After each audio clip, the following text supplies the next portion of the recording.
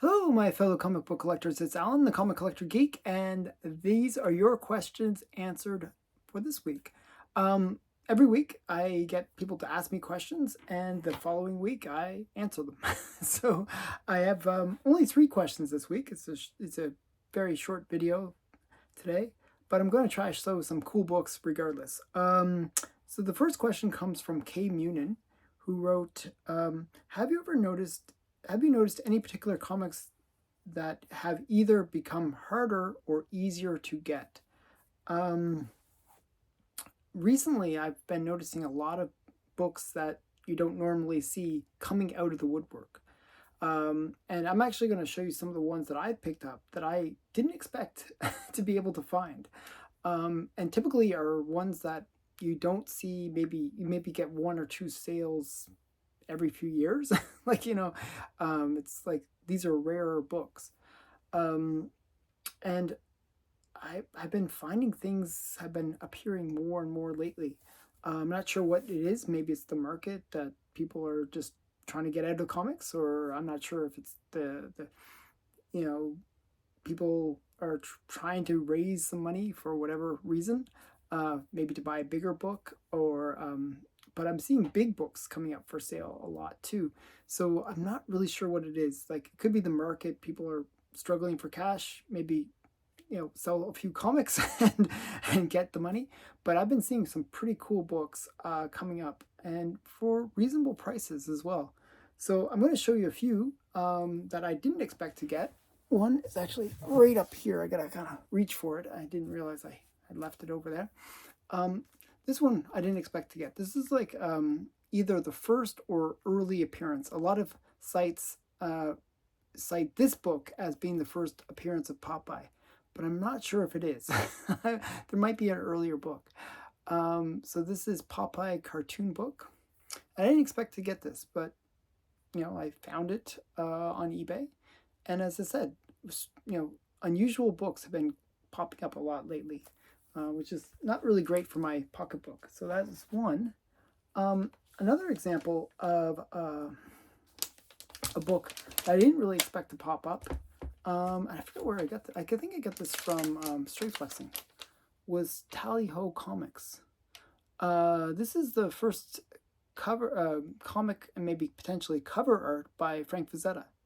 And this is not a book that you see very often. It has a very low census count, and it just appeared. It was one that I had been looking for because I am a Frank Frazetta fan. And it's just interesting how a lot of these, more obscure books are coming to market. So that's another example. Another one that I was searching for, and I really didn't expect to find easily. And it's not that it's an older book, but it is a modern book that is just quite rare. And you just don't see it come up for market very often. Is Raw, I believe this is Raw number 1 or number 2. Raw number 2. This actually has the first appearance of Mouse in it. Mouse, does it show?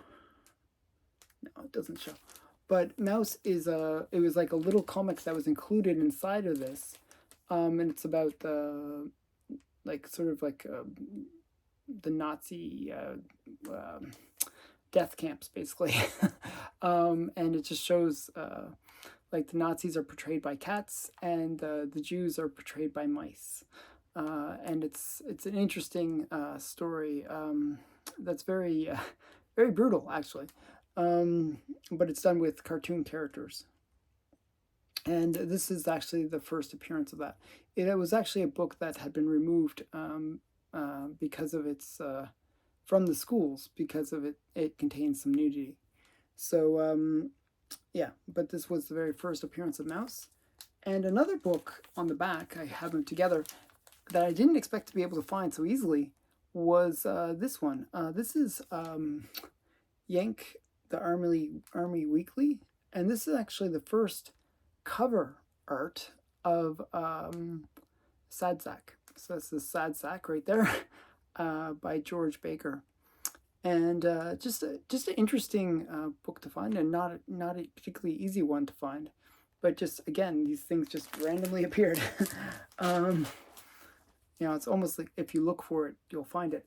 Another book that I just showed yesterday in my historic book. I mean, this is only 3 copies known to exist, and there was a sale, and I totally lost on it. The first time it came up for auction, it sold for over $4,000, and I thought, oh man, I'm never gonna get a chance to get it again because you just don't see it very often. But then it came up for auction again, and I picked it up for $2,000. So I was quite excited. I mean, there's only 2 or 3 known copies of this book, so quite excited to get those books. So as I said, like really obscure books that you don't see very often. Like I mean, the first time I saw that, it was the first time I had ever seen it. It's just one you'd never ever see, and then for it to reappear up for auction again, same book, because there's only 2 or 3 copies known to exist. It was the same actual comic. For it to reappear for auction just a few months later is very unnatural, not very common thing for it to do. So those are some of the more obscure ones that I've been seeing, and I've been finding a lot of great stuff. Actually, my next unboxing is going to have some pretty cool books that I didn't expect to be able to find, but they just seem to find me. So yeah, in terms of things that are getting harder to find, I haven't really seen it. I've been finding things have been getting more and more readily available. And maybe that's also because of this channel that I'm on, that I'm doing books, I'm talking about books, and people are reaching out to me because they know that I'd be maybe interested in whatever random book it is that I babble about. So, I think that's another reason why books are kind of finding their way to me. So I don't know. It's very unusual. Next question comes from Mr. E, the Low Grade King. If you're not familiar with Mr. E, the Low Grade King, he actually has his own YouTube channel, and he always responds to my cover challenges, and he shows some really great books, and he does like he buys fairly frequently, so he does a lot of comic hauls, and his channel is really worth checking out. Really cool guy, definitely worth checking him out. So I recommend you just check his channel out, subscribe to him. He's a good guy. Do you have, and he asked after all that, he asked, do you have any pulp first appearances like The Shadow, Buck Rogers, or Conan? So pulp first appearances, I only have one first appearance from a pulp, and that was Sally the Sleuth. And that's in Spicy Mystery comics from 1930s. I think it's 1934, November. And I don't know where it is. It's in this room somewhere, and I have to find it. I think it's in my closet, which is the worst place for it to be. I'm pretty sure I left it in the closet with a whole bunch of other books, and it's buried.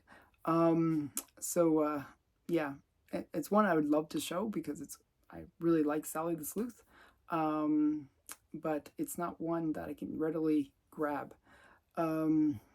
But I did bring something else. I figured, hey, I got to bring something to show, and I brought a very affordable first appearance. This is Little Orphan Annie, and this is from 1926.